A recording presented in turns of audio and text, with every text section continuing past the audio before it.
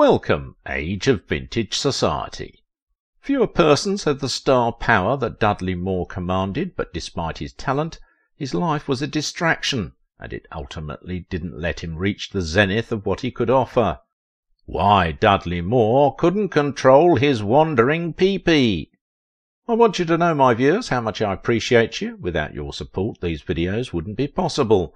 Thank you for those who hit the thanks button. Dudley Moore.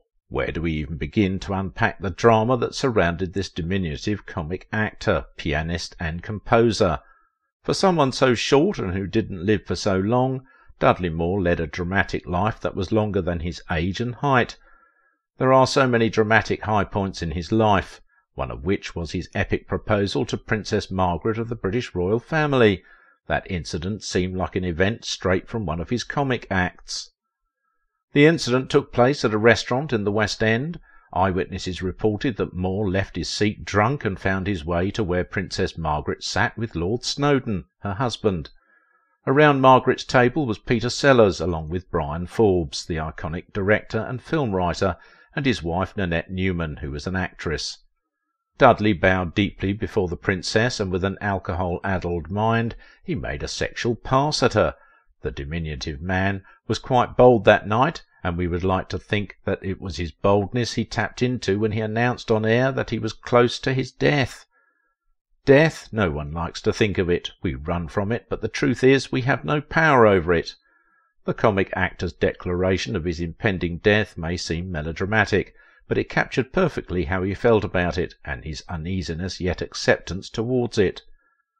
In an interview, the star announced solemnly while displaying the symptoms of his death, "I think I am going to die." Short yet, you could see that the man has accepted his coming fate. The star was even thankful he had achieved what he had before his diagnosis, and revealed he didn't feel cheated. Dudley wanted his fans to remember him for the iconic roles he played in his films. The multi-talented star began to see the symptoms of his death in slurred speeches, sudden loss of memory, and some staggering when he walked. The symptoms looked like it was taken from one of the actor's earliest acts as an entertainer. One of the gags Moore created was that of a pianist who forgot the keys to use. Pity this happened to him when his disease took a hold of him. He would sit before the piano at a loss for what he should do next. People assumed the star had followed the path of other celebrities and was now having too much to drink. The short star wasn't. He was very much sick at the time, and he even didn't know. On his presumed drunkenness, Dudley said, "I want people to know I'm not intoxicated." The public was unfair to Dudley in their quick assumption. Dudley knew the harm that booze could cause in life, considering he and Peter Cook lost their iconic partnership, which brought many comedic shows because of booze. Peter Cook, as his career progressed, began to indulge in alcohol to the extent that he became difficult to work with on stage.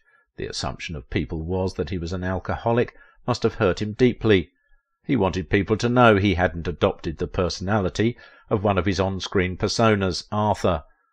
Arthur was from the Hollywood film of the same name, and there Moore played the role of a millionaire who usually had too much to drink and would stagger and talk with slurred speeches. The film was commercially successful, so much so that it spawned a completely forgettable sequel that Dudley hated, and his buddy Peter Cook would tease him with. Unlike Arthur, the multi-talented actor was sick and was trying to manage the sickness as best he could. Slurred speech and staggering were the smallest of the actor's worries with the disease. The diagnosis was that the sickness would graduate to the point where he would begin to have difficulty swallowing, and could end up dying by drowning in his own saliva. The star revealed this on air in front of millions, and was still gracious about it. Thankfully to Dudley, his buddies were there for him. These guys rose to his defence, telling people it wasn't in the composer's nature to drink to the point he lost all reasoning, but the public only heard what it wanted to hear, and it remained so until the actor came out with the real reason behind the way he acted. One of his buddies, Rena Fruchter, a music critic and an accomplished pianist herself, who started as one of Dudley's doubters before getting blown away by one of Dudley's performances, was the one helping the man find his footing. Rena was a mother of 4 and was married to a composer husband. She stood by Dudley even when it almost ruined her marriage before Dudley himself prevented something unfortunate from happening. After 5 years of living with Rena amid tension in her marriage and their friendship, Dudley got the house next door, which Rena helped him set up, and like that everyone was happy.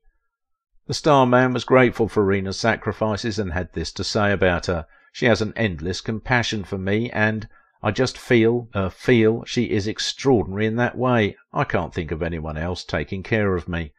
Rena ensured Dudley got the treatment he needed and was the one that took him in when Hollywood wrote him off. Moore had been cast in Barbra Streisand's movie The Mirror Has Two Faces, but he kept on fluffing his lines inexplicably. This wasn't something Moore was familiar with, and when he couldn't orient himself, Barbara sacked him. Dudley more or less gave up his acting career. He partnered with Rena and focused on his piano skills, with the two going on tours in Australia and the US.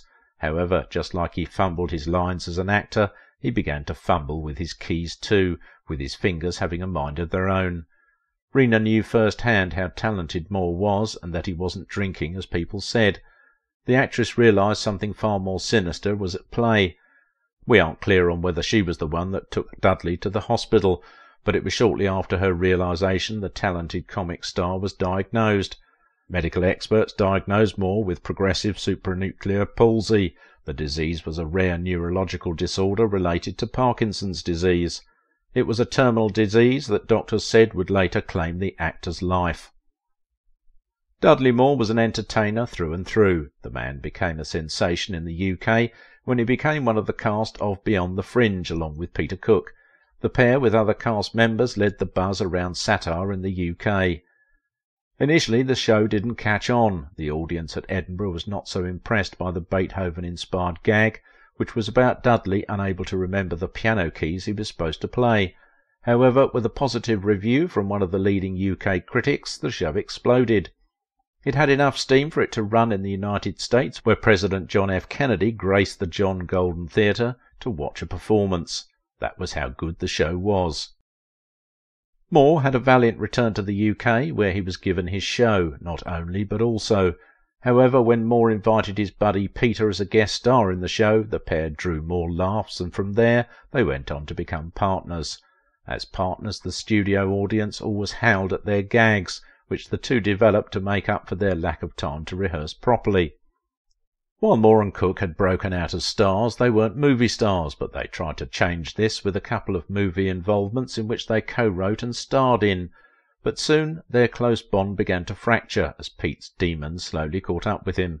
However, they managed to keep things going and created new acts like Behind the Fridge, which they changed to Good Evening. Good Evening was a hit, and it won a Grammy and a Tony.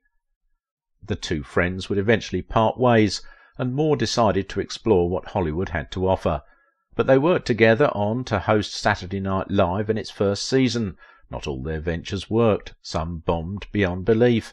However, they enjoyed performing together, and when Peter later died, the short actor was devastated.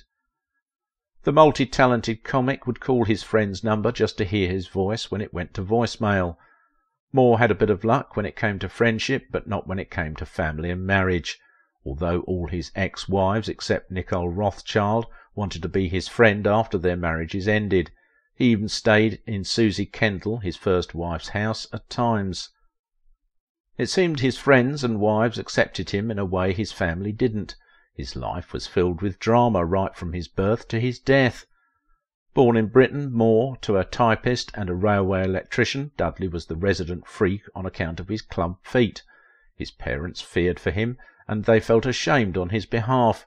They did all they could to correct the club foot, but they were only able to cure him in part. His right leg became better, but his left foot was shorter than the right, and it was also thinner. The left foot was also twisted permanently, to the dismay of his mother, who wanted to drown Dudley to save him from ridicule. However, she too treated her boy like some monster, according to some reports. Allegedly, she didn't touch, hug, or kiss her boy. It would be during one of his treatments that he would get a loving motherly kiss, and it was from a nurse. His mum's instincts were correct. Moore was ridiculed, and the other children called him Hopalong because of his limp. This didn't help Moore's self-esteem, but he found a way out of becoming the butt of all jokes. He made himself one and recreated his image as that of the school's clown. He wore that image when he got his 2 scholarships, and rather than become the Queen's College pianist, he became a comic star. Did he make the right choice? Well, maybe. He got a good run on TV and stage as a comic actor. Also, he had 2 prominent Hollywood films, Ten and Arthur, both of which were financial successes. But there would always be the feeling that the star might have been more, especially in Hollywood. But him not being more is not a result of him not trying. Perhaps the drama surrounding his life distracted him. Addicted to sex, Moore was unable to form meaningful commitments. People said his addiction was some sort of compensation for his insecurities. They claimed bedding beautiful ladies represented a form of triumph for the actor. One of his friends said he only married because he wanted to do right by the women around him. The friend went further to say that the star shouldn't have married at all, but somehow he managed to do it 4 times, despite knowing that he wasn't a pleasant person to be with. The drama surrounding his club foot as a child still echoed in his mind, and even when his mother expressed her pride for what he achieved, he didn't believe it. His validation came from outside sources. He wanted to fill the void of parental care he missed, but using sex didn't seem like the brightest way to go about it, and eventually it got him into trouble with his 4th wife, Nicole Rothschild. Nicole and the short superstar met when she was very much younger, and he is 30 years her senior. When the 2 met, they were both in relationships, but they had undeniable chemistry. One thing led to another, and they found themselves in a passionate affair, which they paused for some time. During the period of their affair, Moore lavished Nicole with gifts and allegedly helped with plastic surgery for her breasts. In addition, the comic helped Nicole's husband, who he claimed had repeated clashes with the law and needed to be bailed. He even paid Nicole's husband to create time for his kids.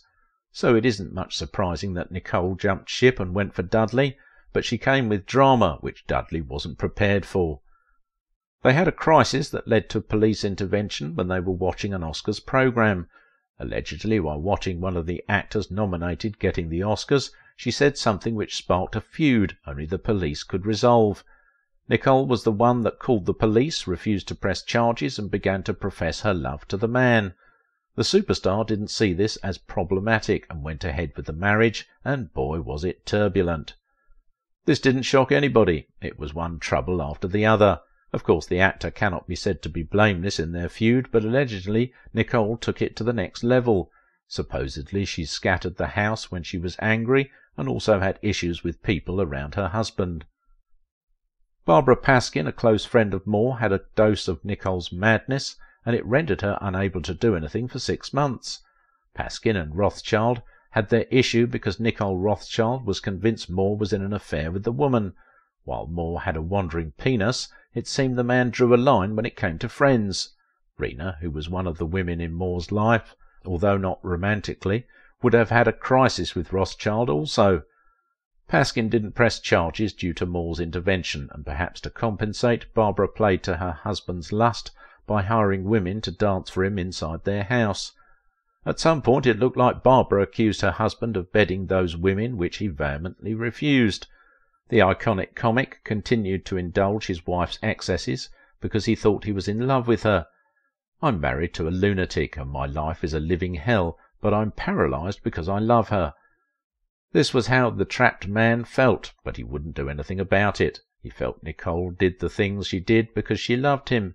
What a strange way to show love, but Moore wouldn't know about that, since he himself didn't know what love was. Turned out, as therapists would later reveal, the cuddly comic star wasn't in love but addicted to Nicole, an addiction that he would later get over, which led to the end of his marriage to Nicole. But Nicole wasn't done with Moore. She hounded him with the court, trying to get more money out of him, and she did so despite knowing Moore was dying.